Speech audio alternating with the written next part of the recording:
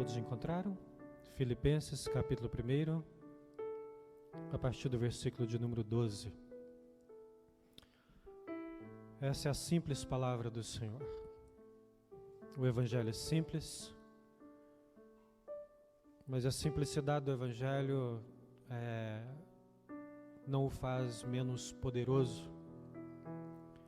Gosto muito de ler, ouvir, de certa forma, ler os sermões de Jesus, os ensinos de Jesus, como que Jesus falava da terra, falava dos pardais, falava de coisas práticas do dia. E quando a gente vem para as cartas de Paulo, a gente encontra algo assim que queima o coração de Paulo. E na carta aos Filipenses, no capítulo 1, a partir do versículo 12, diz assim a palavra de Deus: Quero ainda, irmãos, certificar-vos de que as coisas que me aconteceram têm antes contribuído para o progresso do Evangelho, de maneira que as minhas cadeias em Cristo se tornaram conhecidas de toda a guarda pretoriana e de todos os demais. E a maioria dos irmãos, estimulados no Senhor por minhas algemas, ousam falar com mais desassombro a palavra de Deus.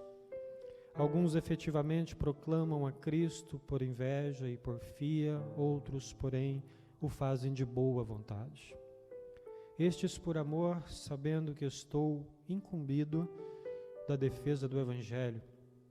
Aqueles, contudo, pregam a Cristo por discórdia, insinceramente, julgando suscitar tribulação às minhas cadeias. Todavia, que importa? Uma vez que Cristo, de qualquer modo, está sendo pregado, quer por pretexto, quer por verdade, também com isto me regozijo, sim, sempre me regozijarei. Porque estou certo de que isto mesmo, pela vossa súplica, pela provisão do Espírito de Jesus Cristo, me redundará em libertação, segundo a minha ardente expectativa e esperança de que em nada serei envergonhado, antes, com toda a ousadia, como sempre, também agora será Cristo engrandecido no meu corpo, quer pela vida, quer pela morte. Portanto, para mim o viver é Cristo e o morrer é lucro. Entretanto, se o viver na carne traz fruto para o meu trabalho, já não sei o que hei de escolher. Ora, de um outro lado estou constrangido, tendo o desejo de partir e estar com Cristo, e o que é incomparavelmente melhor. Mas por vossa causa é mais necessário permanecer na carne. E convencido disto, estou certo de que ficarei e permanecerei com todos vós, para o vosso progresso e gozo na fé, a fim de que aumente, quanto a mim, o motivo de vos gloriardes em Cristo Jesus, pela minha presença de novo convosco. Glória a Deus. Pai amado, Deus de bondade e de misericórdia, Espírito Santo de Deus, fale conosco. Esse é o momento de nós ouvirmos a voz do Senhor, de nós ouvirmos, ó Deus, as orientações do Senhor, aquilo que o Senhor preparou para nós. Nós oramos, nós, ó Deus, pedimos ao Senhor amado a Tua graça, nós pedimos as Tuas misericórdias, nós pedimos que o Senhor perdoe os nossos pecados e nós apresentamos, ó Deus, o nosso coração ao Senhor e prontos, ó Deus, a ouvir o que o Senhor tem a dizer. Eu sei que a Tua palavra, o Teu Evangelho, ó Senhor Jesus, é simples, mas é poderoso para transformar vidas, para transformar situações, para mudar os corações. Ó Pai, só o Senhor pode fazer isso de forma verdadeira, então tenha misericórdia de nós e ministra sobre as nossas vidas, em nome de Jesus. Amém e amém. Assim cremos, por isso aqui estamos. Bom, o apóstolo Paulo é sempre citado para nós como exemplo de fé e não é diferente, quando nós lemos as cartas e lemos a vida do apóstolo Paulo, mas Paulo não é dotado apenas de fé. Tem algumas coisas que acompanham a vida de Paulo que servem para nós também e que pode fazer muita diferença na nossa vida, uma vez que nós cremos como o apóstolo Paulo crê. Nós cremos em Jesus como caminho, verdade e vida. Nós cremos no Deus que o apóstolo Paulo crê, nós cremos no Evangelho que o apóstolo Paulo crê, mas talvez o apóstolo Paulo tinha algo que pode ser que um de nós não tenha, que ele associa esse algo a mais, a sua fé, aquilo que ele de fato crê. E isso que ele associa faz uma diferença no ministério e na vida do apóstolo Paulo. Bom, nós estamos vivendo tempos de transformação rápidas e as mais variadas possíveis. É interessante quando a gente lê a história da humanidade, a gente lê a história do Evangelho, a gente lê a história da igreja, a gente vê uma característica lenta dos séculos passados, de transformação lenta. A gente lê o século XVIII, a história do século XVIII, começa o século de uma forma, e a impressão que a gente tem lendo a história é que o século termina quase da mesma forma. No início do século XVIII, o povo está lá andando a cavalo, andando de carruagem, tirando leite da vaca com a mão. Aí você continua lendo a história e o povo termina o século XVIII andando a cavalo, andando de carruagem, tirando leite de forma manual. Inicia o século XIX, o povo está andando a cavalo, ou no lombo de um jumento, ou a camelo, de carruagem e tirando leite com a mão. Termina o século XIX e o povo está andando a cavalo. O povo está tirando leite com a mão e o povo está andando de carruagem.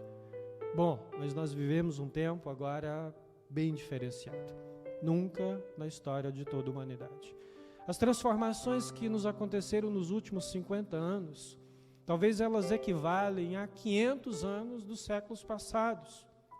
Os últimos 50 anos nos trouxeram transformações rápidas, velozes, e quando a gente depara com a estrutura do homem, a estrutura é a mesma.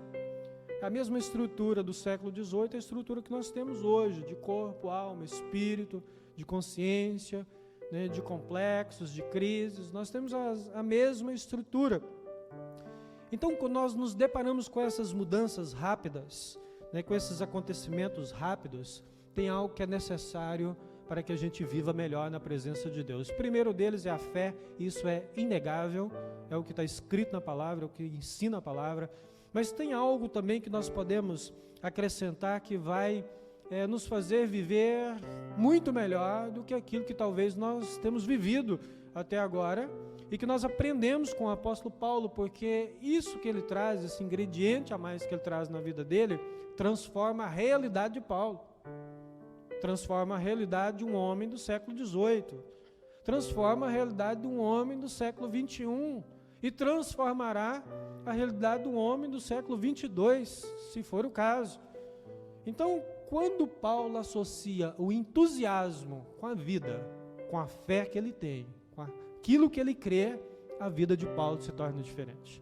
Paulo é empolgado com a vida, Paulo é empolgado com o Evangelho, Paulo é entusiasmado com os ensinamentos de Jesus, e é algo que caminha com ele, é algo que ele traz de dentro para fora, porque aquilo que ele crê, ele vê de forma espiritual como a maior força do universo, que é o Deus que criou todas as coisas. Então ele fica muito empolgado com aquilo, ele fica muito animado com aquilo.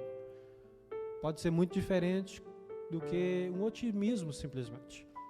Talvez a gente fique otimista quando a gente vê uma boa notícia lá do governo. Talvez o presidente dos Estados Unidos anuncia que a inflação vai baixar e que a economia vai melhorar. Isso é global, isso tem afeta o Brasil, afeta a Argentina, afeta a Europa, enfim. Onde surge uma notícia relacionada à política, à economia no mundo, isso afeta o mundo todo, porque está tudo interligado hoje.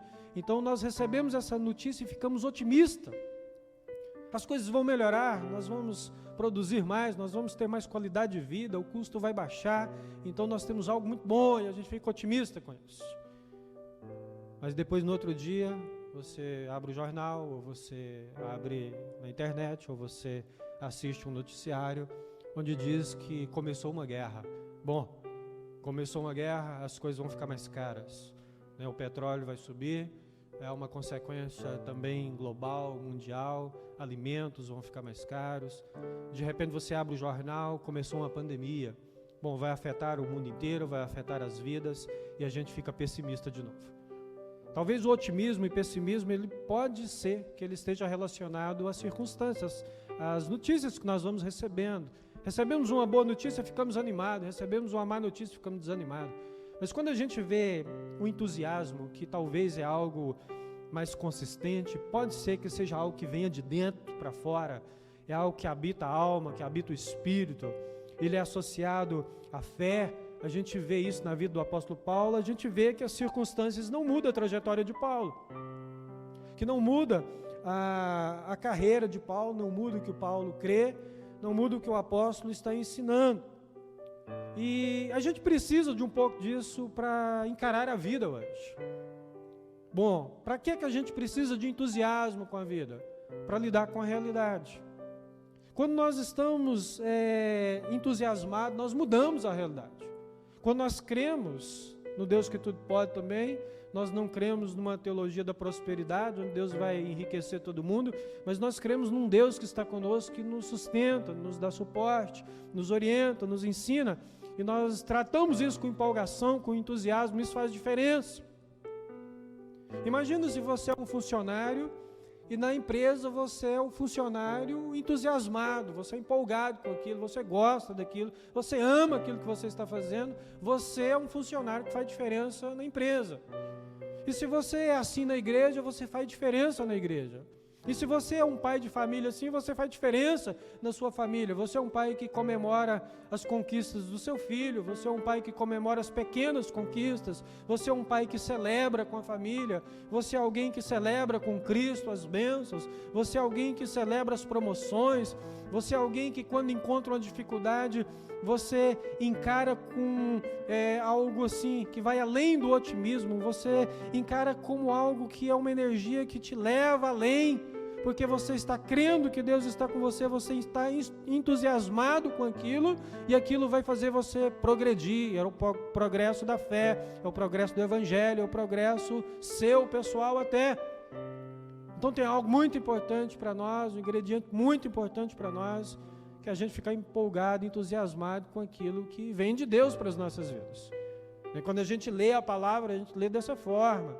É o Espírito saltando a letra aos nossos olhos, e o Espírito que ministra nos nossos corações, ele vai nos renovando, ele vai nos preenchendo, ele vai nos enchendo daquilo que nos faz progredir, daquilo que nos faz avançar, daquilo que nos força a viver algo que é o melhor de Deus para nós, que é a vida abundante que Deus nos prometeu, porque Paulo vive uma vida abundante mesmo preso. Isso é muito interessante da gente analisar e avaliar. Bom, faz toda a diferença. O fato de você ser realista não vai produzir em você entusiasmo, porque a realidade, de fato, não nos produz entusiasmo. Quando nós lemos os noticiários, quando nós ouvimos sobre as enfermidades, sobre a economia, sobre a política, sobre os problemas familiares, talvez isso não provoque em você entusiasmo. Mas tem algo que faz diferença. Se você é entusiasmado com a vida que Deus te deu, isso transforma a sua realidade. A realidade não te acrescenta entusiasmo. Mas se você aprendeu a ser entusiasmado com o Evangelho, isso vai transformar a sua realidade. Porque quando nós vivemos a fé, nós vivemos com essa alegria do Espírito Santo de Deus. Quando nós cremos no Senhor, nós cremos no Deus que muda a realidade. E quando nós chegamos dessa forma em um ambiente, o ambiente ele é transformado com o passar do tempo. E quando nós somos dentro da nossa casa dessa forma, as coisas da nossa casa são mudadas, porque nós celebramos a vida e aquilo que Deus tem nos dado. E é dessa forma que eu enxergo Paulo, muitas vezes no seu ministério. É dessa forma que eu enxergo o apóstolo Paulo. Eu vejo Paulo assim, uma relação com Jesus de empolgação. ele tem uma relação com o Evangelho de entusiasmo, ele tem uma relação com o Evangelho, acima de tudo, de fé, mas acrescentado à fé, ele tem entusiasmo, ele crê de verdade nisso, ele acredita nisso, ele fala disso, ele vive isso, e ele respira isso. É o mesmo que Paulo dissesse assim que a respeito do Evangelho, quando ele prega o Evangelho, ele prega como se não houvesse amanhã. É o mesmo que Paulo olhar para alguém e pensar assim, que ninguém tem nada mais importante a dizer do que o apóstolo Paulo, porque Paulo está falando de Jesus, Paulo ama Jesus, Paulo ama o Evangelho, Paulo se entrega ao Evangelho, é dessa forma que ele vê o Evangelho, e quando ele se depara com as dificuldades, ele continua com esse coração apaixonado por Jesus, empolgado com Jesus, crendo em Jesus, e ele fala daquilo que ele crê. De fato, Paulo tem algumas características que servem muito para que a gente viva uma vida próspera espiritualmente na presença de Deus. Eu consigo ver aqui nesse texto Paulo com uma crise, mas não consigo ver Paulo abatido por causa do Evangelho. Eu não consigo ver Paulo, vamos dizer assim, uma expressão que às vezes se usa muito, desanimado com o Evangelho. Paulo está vivendo momentos difíceis, mas ele acredita mesmo nisso. E Paulo tem insights com Jesus. Né? Quem já teve insights aqui? Sabe quando dá aquele estalo assim, que vem aquela ideia, aquela ideia que te salva, que vem aquela ideia legal, que vem aquela, que surge na sua mente, assim, como não tinha pensado nisso antes. Parece que o céu abre, as coisas abrem e aquilo acontece na sua mente. Então Paulo, quando vai dormir, ele tem insights com Jesus. E quando ele acorda, ele vai falar desses insights que ele teve com Jesus na sinagoga, lá no sábado, durante a semana, nas praças, falando de Jesus, falando do Evangelho. Paulo, quando está viajando a camelo, ele tem insights com Jesus. Quando ele está navegando, ele tem insights com Jesus, com o Evangelho. Ele realmente crê nisso, ele se alimenta disso. E no outro dia ele vai falar disso.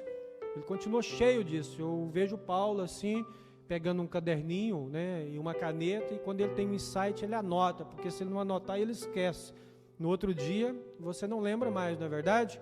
Quando a gente tem um insight aí no meio da noite, às 3 da madrugada, você tem que levantar, né, anota, e no outro dia você vai visualizar e vai brotar tudo na sua mente, porque se você não anotar, depois você fica tentando lembrar qual é a linha de pensamento que você teve, e você não consegue lembrar de todos os detalhes. Bom, eu vejo o Paulo entusiasmado com o Evangelho. O Paulo tem insights quando vai ao banheiro. Amém? Então, Paulo, quando vai ao banheiro, ele tem insights com Jesus, ele tem ideias a respeito de Jesus, o Espírito está falando com ele. Porque esses são os 3 momentos ou lugares que nós mais temos insight na nossa vida. É quando a gente está dirigindo, amém? Paulo andava no lombo do burro, né? Ou andava a camelo, ou viajava navegando, né? Em navios, barcos. Paulo tem insights quando vai ao banheiro. No banheiro acontece muitos insights. E Paulo tem insights quando vai dormir. É onde a gente mais tem insights, são nesses 3 lugares. Se você é normal, então isso acontece com você. Então ele anota essas ideias que ele tem e ele fala desse Evangelho com empolgação muito grande. Ele está acreditando nisso, ele está expondo isso, ele está falando disso, ele está anotando isso. E quando a gente lê a carta aqui aos Filipenses, é isso que eu enxergo. Aqui é uma carta que ela mistura tribulações e alegria. Ela mistura dificuldades e superação do Evangelho na vida de Paulo. Ela mistura tudo isso e Paulo escreve uma carta da prisão. Quando Paulo escreve aos Filipenses falando alegrai-vos, outra vez vos digo alegrai-vos, ele está escrevendo enquanto ele está preso. E ele continua empolgado com o Evangelho. E nós somos abençoados pelas prisões de Paulo. Então ele, associado à sua fé, ele escreve essa carta em agradecimento, como orientação à igreja que fica em Filipos. E ele fica muito satisfeito porque vem Epafrodito, né, e traz uma oferta da igreja para ele. E ele fica satisfeito com isso, e depois ele escreve essa carta, envia essa carta de volta para a igreja como orientação, e ele fala de Epafrodito como homem de Deus que veio para abençoar a sua vida, no capítulo de número 2, do versículo 27, 25 até o 29, ele vai falar que Epafrodito quase morreu nesse processo todo para abençoar a vida dele, e ele honra esse homem. Então ele está falando de forma assim, empolgada daquilo que Deus está fazendo, do socorro que ele recebeu das mãos de Deus através da igreja, daquilo que ele está vivendo, e ele relata essa circunstância, e eu não vejo Paulo deprimido com a vida. A gente lê o texto aqui, que a gente vai citar um pouco mais adiante, que Paulo diz que morrer para ele é lucro. Mas Paulo não está depressivo quando Paulo fala isso. Paulo está falando que ter um encontro literal com Jesus, pleno com Jesus, é superior àquilo que ele está vivendo na terra. O contexto nos diz isso.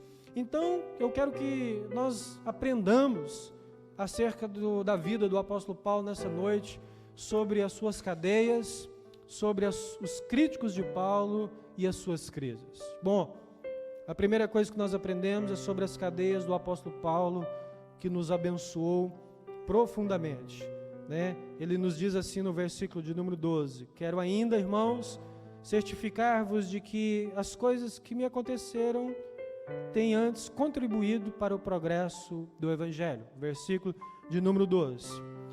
Paulo, ele sempre quis pregar o Evangelho em Roma. Ele sempre desejou estar em Roma, anunciando Jesus e anunciando o Evangelho.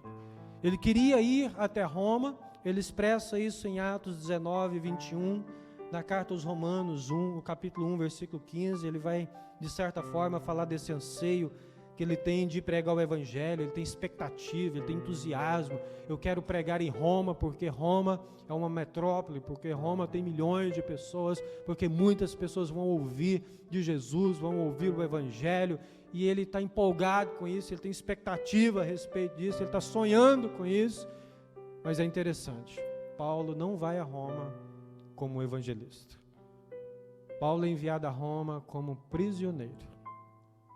O desejo dele é ir como um pregador do Evangelho, um preletor de uma conferência, como aquele que vai às praças da cidade e anuncia o reino de Deus e as boas novas. Esse é o desejo do apóstolo Paulo. Mas ele vai a Roma como prisioneiro. E é interessante que no versículo de número 12 ele vai dizer que as coisas que me aconteceram, que as coisas essas que aconteceram à vida do apóstolo Paulo, ele fala de uma forma muito simples. Ele se esconde atrás da cruz de Cristo, ele se esconde atrás da cruz do Senhor, para não dar importância à sua vida e para exaltar mais o Evangelho, para exaltar mais Jesus. Você vê um Paulo não falando dos seus problemas, mas falando de Jesus, não lamentando os seus problemas, mas proclamando o Evangelho. Quando ele diz no versículo 2, as coisas que me aconteceram, ora, foram muitas coisas que aconteceram a Paulo, até que ele chega a Roma para uma audiência com César, o imperador. Mas ele não detalha isso, ele não dá importância para isso, porque ele está apaixonado por Jesus. Então ele diminui aqui e exalta a Cristo, porque ele sabe que é Cristo e que transforma os corações, e que transforma as vidas, e que transforma as famílias, e que transforma as circunstâncias. Quando a gente vê em Atos dos Apóstolos, no capítulo de 21, do número 21 até o capítulo 28, vai trazer esses relatos dessas viagens de Paulo e desse translado aí de Paulo para Roma. E lá o texto vai nos dizer que ele sofre uma prisão ilegal, acusado de profanar o templo do Senhor pelos judeus, e ele vai preso por isso. E provavelmente, historicamente falando, depois de uns 2 anos, ele apela para César, porque ele tinha cidadania romana. Ele apela para César para uma audiência, e ele é enviado para essa audiência em Roma. E durante essa viagem, o navio que ele estava, o barco que ele estava, sofre um naufrágio, vem uma tempestade, e ele tem que ficar, após esse naufrágio, por 3 meses ali na ilha de Malta, aguardando essa audiência. Depois desses 3 meses, depois de um naufrágio, depois de uma tempestade, depois dessas circunstâncias, ele é enviado a Roma para ter essa audiência com César, e ele chega para essa audiência com muitos contratempos.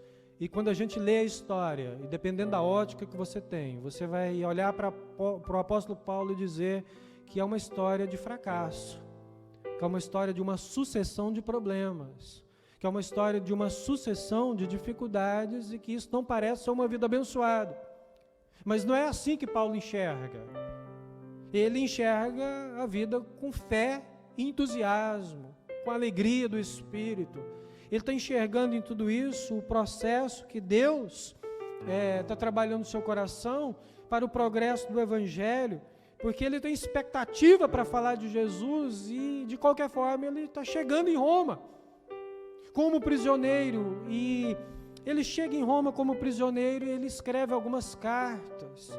Em todas as suas prisões ele escreveu cartas, são as cartas que nós conhecemos como as cartas das prisões de Paulo. E quando você lê o Novo Testamento, Paulo escreveu aí praticamente a metade do Novo Testamento. Então nós somos abençoados com as prisões de Paulo, porque Paulo teve uma visão correta da vida e do Evangelho. As suas dificuldades produziu para nós cartas. Uma das cartas nós lemos aqui hoje, uma parte dela que é a carta aos Filipenses, e quando ele escreve a carta aos Filipenses, ele está falando da alegria do Espírito, ele está falando com empolgação, ele está falando com entusiasmo, ele está falando com fé, ele está falando de Jesus, porque ama Jesus. Paulo está vivendo isso. É interessante olhar para a história e ver que Deus usou o cajado de Moisés, Deus usou lá os jarros de Gideão, Deus usou lá a funda de Davi, o estilingue de Davi para matar o gigante, mas quando a gente olha para a vida de Paulo, Deus usou as cadeias de Paulo. E isso abençoa as nossas vidas. Nós temos aqui uma porção da palavra de Deus que orienta os nossos corações, e é assim que o nosso coração tem que estar na presença do Senhor. É assim que nós temos que enxergar os planos de Deus. Nosso coração tem que queimar por Jesus.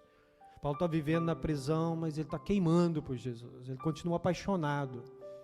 Ele continua amando o Evangelho. Ele continua falando disso. Ele continua vivendo isso. Ele não aplica o seu coração nas circunstâncias, mas ele sabe que todas as coisas que vêm e vão, e que os olhos dele devem estar em Cristo Jesus, que orienta para a salvação, em Cristo Jesus, que é a própria salvação, que é o próprio caminho, e ele nos ensina isso. As suas cadeias nos ensinam a viver uma vida mais empolgante diante de Deus. Eu não sei como que você tem vivido, eu sei que há um desgaste muito grande na atualidade devido à vida agitada que nós vivemos, devido à tecnologia que consome nosso tempo, que consome a nossa mente, nosso coração, mas o que Paulo nos ensina e que o Evangelho nos ensina é ser mais empolgado com aquilo que Jesus ensinou, com aquilo que é plano de Deus para a nossa vida, com aquilo que significa cultuar a Deus. Quando nós cantamos ao Senhor, nós cantamos assim com a alma, e quando nós oramos ao Senhor, nós oramos de coração, e quando nós cremos em Deus e falamos sobre Deus, nosso coração tem que queimar, e nós temos que quebrar essas barreiras espirituais, enxergar a vida com Deus dessa forma, porque nós cremos como Paulo e precisamos do entusiasmo de Paulo para viver o Evangelho que Paulo viveu e como ele viveu, de forma profunda, de forma intensa, onde Deus pode nos levar a lugares mais altos, onde Deus pode nos levar a conhecer coisas escondidas, ocultas, que são reveladas de forma espiritual através de uma entrega profunda, porque eu estou investindo em minha vida quando eu invisto no Evangelho, quando eu me apaixono mais pelo Evangelho. Bom, as cadeias de Paulo nos ensinam isso. Por mais que a gente tenha vivido tempos ou circunstâncias difíceis, a gente não pode perder a expectativa que a gente tem com relação àquilo que são as promessas de Deus. Eu nunca fui preso por causa do Evangelho. Talvez eu não viva isso, talvez eu viva. Quem sabe no final da minha vida, porque as coisas estão em transformação, em mudança. Mas se isso acontecer comigo, eu gostaria de ter o coração que Paulo tem, o entusiasmo que Paulo tem de vir à vida. Quando eu olho para os meus problemas, as minhas dificuldades, o que eu peço ao Senhor é que me dê esse coração, esse entusiasmo, essa empolgação e essa fé para viver na prática aquilo que Deus tem. Porque Paulo não vem à presença de Deus para Deus solucionar o seu problema. Paulo vem à presença de Deus porque ama a Deus. Ele ama falar de Jesus. Ele ama o Evangelho. Isso faz uma grande diferença. Então, quando ele fala disso, Ele fala porque acredita mesmo. Ele fala porque é empolgado mesmo com isso. A palavra do Senhor não sofre algemas, como ele mesmo cita em uma das suas falas no Evangelho. Eu estou preso, mas a palavra de Deus não. Então, quando ele não pode falar, ele escreve.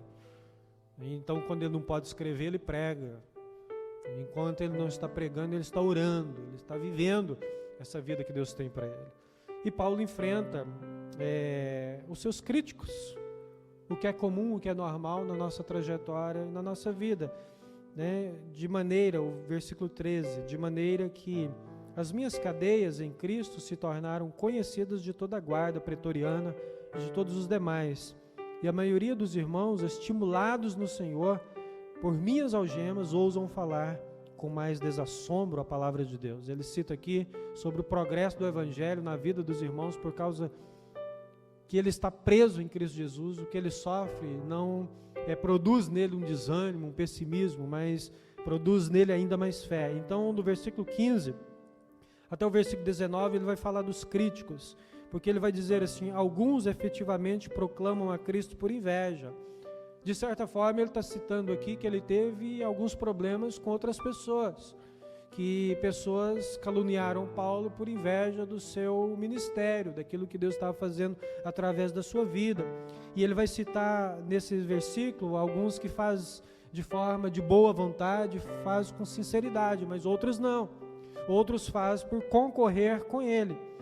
E ele vai citar aí no 17 que alguns agravaram as suas tribulações enquanto ele estava na cadeia, no versículo 17. E no versículo 18 ele vai dizer assim: todavia, que importa? Paulo está dizendo, isso não é importante.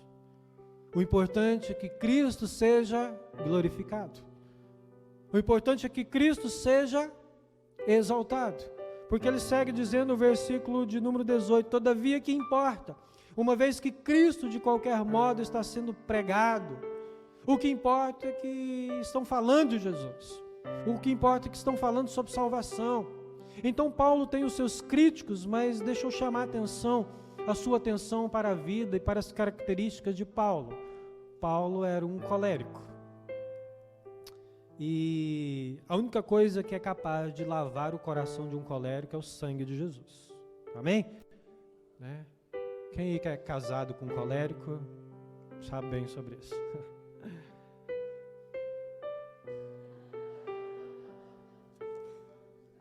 A única coisa capaz de lavar o coração de um colérico é o sangue do Cordeiro. Paulo é um colérico. A característica, personalidade de Paulo é essa.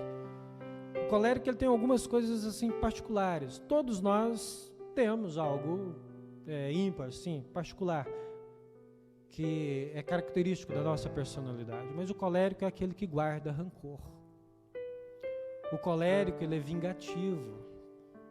O colérico ele fica esperando a hora, porque vai passar 10 anos e ele vai te dar o troco, entendeu? Pode esperar. Então, quando você olha para a vida de Paulo, Paulo é um colérico, mas que foi lavado pelo sangue de Jesus. Isso muda tudo. Porque essas pessoas prejudicaram Paulo e Paulo está dizendo o que importa. Como que um colérico é capaz de dizer isso? Isso é quase impossível, isso é um milagre. Então, o sangue do Cordeiro, o sangue de Jesus está lavando o coração de Paulo. Paulo está sofrendo injustiças, mas não está levando em consideração. Paulo não está armando um plano de vingança. Paulo não está esperando a hora para dar o troco. Paulo não está esperando a hora para dar aquela resposta que lava a alma. Paulo está seguindo Jesus, está pregando o Evangelho, e Paulo não dá importância a isso. Paulo está dizendo o que importa de verdade é que Cristo seja glorificado, que o Evangelho seja pregado. Então o sangue de Jesus está lavando a alma de Paulo, o sangue de Jesus está conduzindo Paulo, o Evangelho está sendo conduzido no coração de Paulo de forma que exalta aquilo que Deus tem, que é maior do que os problemas que nós temos, as diferenças que nós temos, é aquilo que Deus tem para nós. Todavia o que me importa, tudo que está me acontecendo, os sofrimentos que eu tenho, o que me me importa é viver em Cristo, proclamar a Cristo, estar preso em Cristo e anunciar o reino do Senhor. Então tem algo poderoso da parte de Deus acontecendo na vida desse homem. E Deus tem sido glorificado, anunciado e adorado quando ele está preso e quando ele está livre. E eu não consigo ver Paulo a não ser vivendo pela fé, primeiramente, e a não ser vivendo com empolgação com o Evangelho, com aquilo que Jesus tem. Eu acredito que ele teve experiências de revelações de Jesus, de falas de Jesus, de palavra de Deus no seu coração, que talvez só Paulo ouviu da parte de Deus. E tantos outros homens. O que é diferente para mim, para você e para a vida de Paulo? Nada. É o mesmo Deus, o Deus que se faz presente, o mesmo Espírito, a mesma palavra. Talvez a única diferença é a intensidade com que nós vivemos o Evangelho. Se formos tão intenso quanto, nós teremos tantas experiências como ele teve. Se nos entregarmos mais, teremos mais conhecimento de Deus. Se nos apaixonarmos mais pelo Evangelho, mais transformação vai acontecer no nosso coração. E por mais que você seja um colérico nato, Jesus vai lavar o seu coração e você vai prosseguir proclamando aquilo que é mais importante. E você não vai dar tanta importância aos sofrimentos, mas você vai exaltar a Cristo. E você vai saber no seu coração, ministrado pelo Espírito Santo de Deus, que todas as coisas elas passarão e que a palavra de Deus permanece.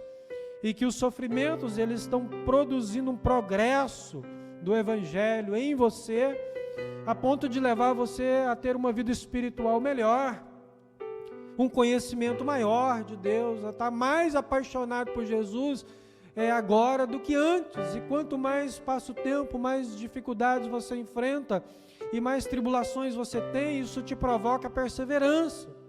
E essa perseverança te leva ao conhecimento profundo de Deus, onde você vai conhecer o amor de Deus, um amor que não muda, um amor que não engana, um amor que é límpido, um amor que é transparente, e vai experimentar as delícias espirituais que vêm do trono da graça para a sua alma, para o seu coração. Paulo adquire conhecimento de Deus dessa forma, vivendo cadeias, naufrágios, críticas, acusações infundadas, muitas, preso ilegalmente, mas sem perder o entusiasmo e a fé com o Evangelho de Jesus. E quando ele começa a citar aí, a partir do versículo 19 até o final, no versículo 26, é interessantíssimo, porque diz assim: porque estou certo de que isto mesmo, pela vossa súplica e pela provisão do Espírito de Jesus Cristo, me redundará em libertação. Veja bem que Paulo, ele não fica com o coração preso, não fica com a alma presa, e ele enxerga dessa forma: tudo que Jesus está fazendo tem libertado o meu espírito, tem libertado o meu interior. Aí o versículo 20 segue dizendo: segundo a minha ardente expectativa. Não é uma expectativa, é uma ardente expectativa e esperança de que em nada serei envergonhado. Antes, com toda ousadia, como sempre, também agora será Cristo engrandecido. E ele novamente cita Jesus e diz que Jesus será engrandecido em todos esses fatos. E ele vai dizer: no meu corpo, quer pela vida, quer pela morte. Porquanto para mim o viver é Cristo e o morrer é lucro. Entretanto, se o viver na carne traz fruto para o meu trabalho, já não sei o que hei de escolher. E ele segue dizendo esse assunto a respeito de que viver para ele é Cristo. Paulo está entendendo o seguinte: vida para mim é Jesus, vida para mim é Evangelho. Então, nesse bloco aí, a expectativa de Paulo, ela gerou uma crise no próprio Paulo. Paulo aqui está com uma crise, dizendo: eu não sei o que é melhor para mim, partir logo para o Senhor, para estar plenamente com Jesus, ou continuar pregando o Evangelho que abençoa e salva vidas. Ele está vivendo um dilema no seu coração que gera uma crise, mas a crise de Paulo não tem origem nos problemas. Essa é a diferença. A crise de Paulo é, eu não sei o que é melhor, porque ele está pensando apenas em duas coisas: ou partir para a eternidade com Jesus, ou continuar anunciando o evangelho que salva. Estar com Cristo é muito bom, eu quero estar com Cristo, eu gostaria de estar com Cristo agora, e partir para a eternidade agora. Paulo não está depressivo, desejando a morte, não, o que Paulo está vendo é estar com Jesus plenamente, livre das garras, do pecado, das injustiças, do sofrimento, é tudo que o meu coração anseia, é o que eu desejo, é o que eu enxergo, é que a minha alma almeja. Eu quero estar com Jesus plenamente, quero estar mais perto de Jesus, eu quero entrar no reino dos céus, isso será para mim sobremodo glorioso. Isso é grandioso para mim, isso no meu entendimento, não há nada que ofusca a minha fé, não há nada que tire o meu olhar de Jesus. E ele vai dizer, portanto não sei o que escolher, se fosse o caso de Paulo escolher. Porque quando eu fico aqui na carne, eu prego o evangelho, pessoas são transformadas pelo evangelho. Pessoas são curadas pelo evangelho. A crise de Paulo é se fica pregando e sofrendo pelo evangelho ou se parte logo para a eternidade. Não está baseado nas cadeias, não está baseado nas dificuldades, não está baseado nos problemas, não está baseado no financeiro, não está baseado em outras questões circunstanciais, está baseado na fé, e a fé dele está tão alicerçada que é isso que gera crise no coração de Paulo. Agora a crise de Paulo gera uma crise em mim. Paulo tem crise porque não sabe se quer viver eternamente com Jesus agora, ele quer morrer agora para conhecer de fato, ver a face de Jesus, estar conscientemente na eternidade com Cristo ou continuar pregando o Evangelho. Agora, quando eu vejo o ministério de Paulo, a vida de Paulo e o que está no coração de Paulo, eu tenho crise. E por que eu tenho crise? Eu anseio por Jesus, mas eu encontro também no meu coração outras coisas que não é só Evangelho. Eu encontro outros desejos. E eu deveria estar desejando apenas o Evangelho de Jesus e desfrutando das coisas. Às vezes a gente ouvi muito essa expressão, né? Jesus voltará. E alguém diz assim, mas espera um pouquinho porque eu não casei ainda. Hã? Não é o coração de Paulo, né? Nossa, mas agora que eu comprei meu carro novo, não rodei nem 1000 quilômetros. Jesus vai voltar agora? Jesus, espera um pouquinho que eu ainda não tenho filhos. A gente está com o coração parcial, dividido. Paulo não quer saber dessas coisas. O desejo dele é estar com Cristo. Ou o desejo dele é pregar o Evangelho. E ele sai pregando o Evangelho, sofrendo tudo que tem que sofrer, mas o nosso coração não é como o coração de Paulo, muitas vezes não é. Talvez o seu seja, talvez tudo que você anseia é isso. Pode ser que você esteja vivendo essa plenitude na vida espiritual, esse aprofundamento, essa sensibilidade. Então, por causa das cadeias de Paulo, Cristo foi conhecido, nos diz aí no versículo de número 13. E o versículo de número 20 diz que por causa das crises de Paulo, Jesus foi engrandecido.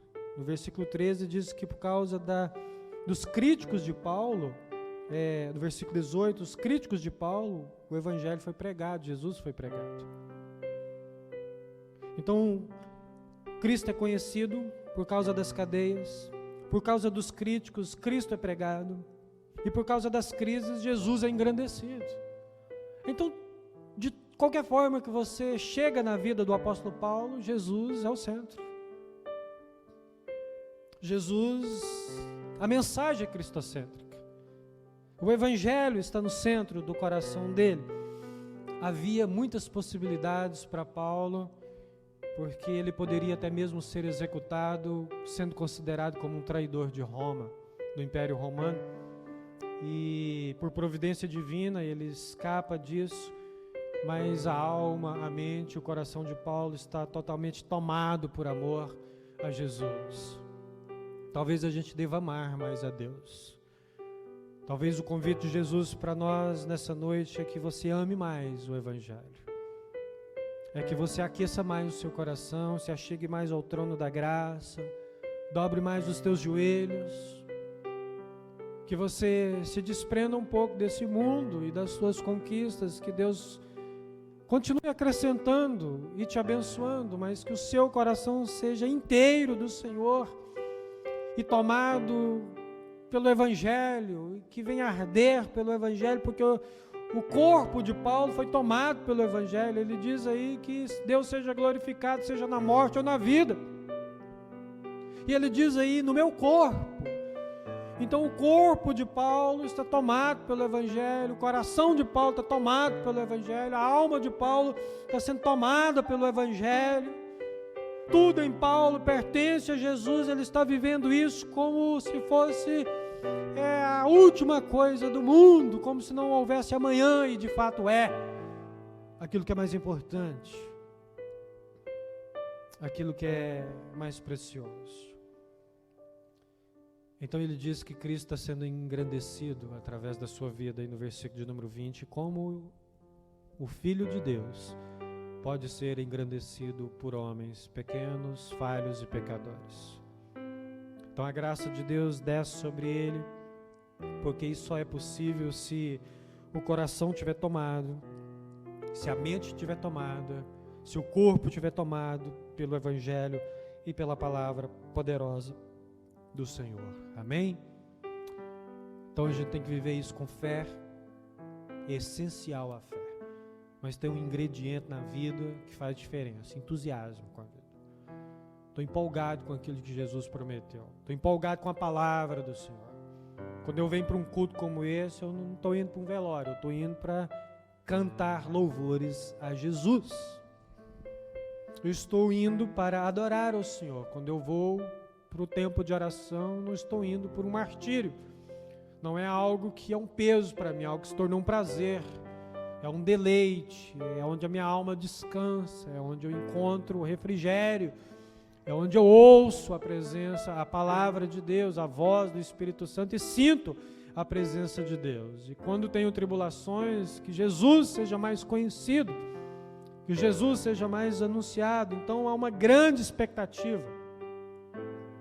O versículo de número 20 fala dessa grande expectativa que o apóstolo Paulo tem. E a gente segue dizendo aí no versículo de número 21, eu já afirmei, ele não está depressivo, ele quer ver Jesus, ele quer estar com Jesus, ele quer conhecer Jesus literalmente. O coração dele está ansiando por isso, o coração dele está pedindo por isso. As crises de Paulo são essas. Paulo não está em crise porque tem cunhado. Paulo não tem cunhado. Amém? Paulo não está em crise porque não conseguiu comprar um iPhone 12. É 12? O último? Estou desatualizado. 13, 12, por aí. As crises de Paulo não provêm dessas coisas. Paulo quer ver Jesus. Paulo quer falar de Jesus. Paulo quer viver o Evangelho de uma forma profunda. Ele está dizendo, eu sei o que é melhor para mim. As minhas experiências que tive na presença do Senhor. Então ele continua anunciando isso, enquanto Deus prepara o momento deles estar plenamente juntos na eternidade. Quando eu olho para Paulo, eu vejo Paulo assim, tendo um insight com Jesus, acordando pela manhã, abrindo a janela, dizendo, Jesus, que dia lindo, que sol maravilhoso, Jesus, o que nós vamos fazer junto hoje? O que nós vamos fazer junto hoje, Jesus? Obrigado pela vida. Obrigado pelo pão de cada dia, obrigado pelo sustento, obrigado pela fé depositada no meu coração, obrigado pela tua palavra, obrigado porque nós estamos rompendo juntos, o Senhor está comigo, obrigado porque nós estamos aqui juntos, obrigado porque eu estou preso, mas não estou só, o Senhor está comigo. Eu vejo Paulo dessa forma, tendo insights com Jesus, pensando sobre o Evangelho e amando o Evangelho e ardendo pelo Evangelho.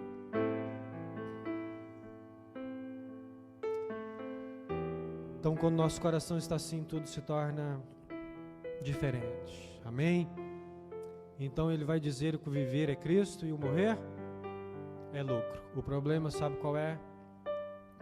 é que a gente vive com medo de morrer. Quem teve medo de morrer na pandemia aí? Mais uma vez. Ah, Jesus, só a misericórdia de Deus. Paulo não tinha isso. Incrível, né? Paulo só sabia viver assim porque ele estava muito, muito envolvido com o Espírito Santo de Deus. Ele está dizendo, morrer para mim é lucro. Morrer para mim é lucro. E a gente vive com medo de morrer. Ai, quando está chegando perto, dá até um frio na barriga, né? E sabe qual que é o segundo problema? Que a gente vive como se estivéssemos mortos. Para estar vivo espiritualmente, você tem que estar aos pés da cruz de Cristo. E a gente é meio contraditório, a gente vive, mas tem medo de morrer. Paulo vivia com desejo de encontrar Jesus. E agora a gente está vivo, né, mas está vivendo uma vida espiritual morta. A gente inverte os valores do Evangelho e a gente vai vivendo dessa forma. Agora, se eu estiver vivo e vivificado no Espírito Santo de Deus, tudo será diferente. A minha visão de vida vai mudar. Então, quando você vive a fé e vive o entusiasmo que a vida te prega pelo Evangelho, você vai ser um pai melhor, você vai ser um funcionário melhor, você vai ser um cristão melhor, você vai se alegrar mais com a presença de Deus, você não vai estar condicionado às circunstâncias, você sabe que tem algo superior, que vem do trono da graça para o seu coração, para a sua vida, que faz diferença. Que é quando você queima por Jesus, quando Jesus está falando com você, quando Jesus está ministrando no seu coração, quando a palavra de Deus vem de forma insubstituível para curar a sua alma, e você vai olhar para a vida, essa é a vida que Jesus me deu, esta é a família que Jesus me deu, este é o emprego que Jesus me deu, essas são as coisas que Jesus me deu, e eu vou vivê-las da melhor forma, porque eu quero viver aquilo que Deus tem para mim, e eu vou continuar anunciando a bondade de Deus, porque Deus tem sido bom para comigo, Deus tem sido misericordioso para comigo. Então comemore as conquistas dos teus filhos, da sua esposa, do seu marido, as coisas pequenas, as grandes.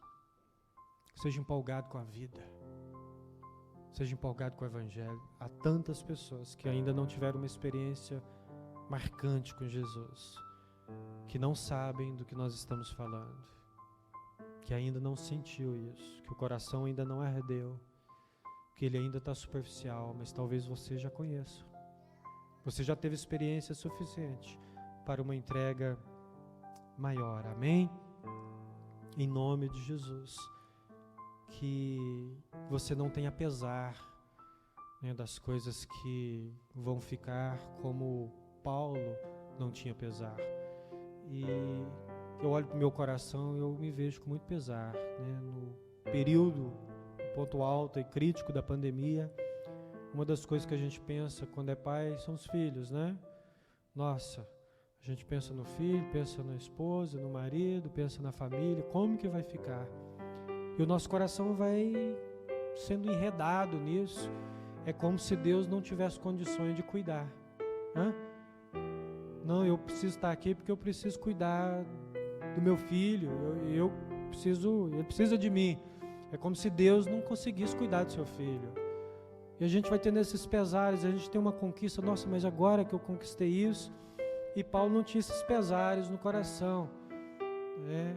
E Paulo não tinha um pesar nem de deixar a esposa, porque nem esposa ele tinha, né? E se seu marido partir, a sua esposa partir, logo virá um novo marido, uma nova esposa, Então a gente vai ficando com pesar dessas coisas. E a gente vai olhando para o coração está cheio dessas coisas, ou não? Se o seu marido ficar viúvo, ele vai casar de novo. Não se prenda tanto, ame-o. Sua esposa, ame profundamente, viva tudo que vocês têm que viver. Mas muito provavelmente haverá um substituto, né? vai usar o seu carro, sua casa, talvez se servir até as suas roupas. Tenha um coração voltado para aquilo que é o plano de Deus para a sua vida. Não fique tão preso. Tenha um coração de Paulo. Se arrisque mais. Viva com mais intensidade. Seja mais apaixonado. Seja mais apaixonado pela vida. Seja mais apaixonado por Jesus. Ame mais a oração. As coisas eternas que Deus tem para nós. Não tenha medo de encarar os problemas. O Senhor está conosco, em nome de Jesus.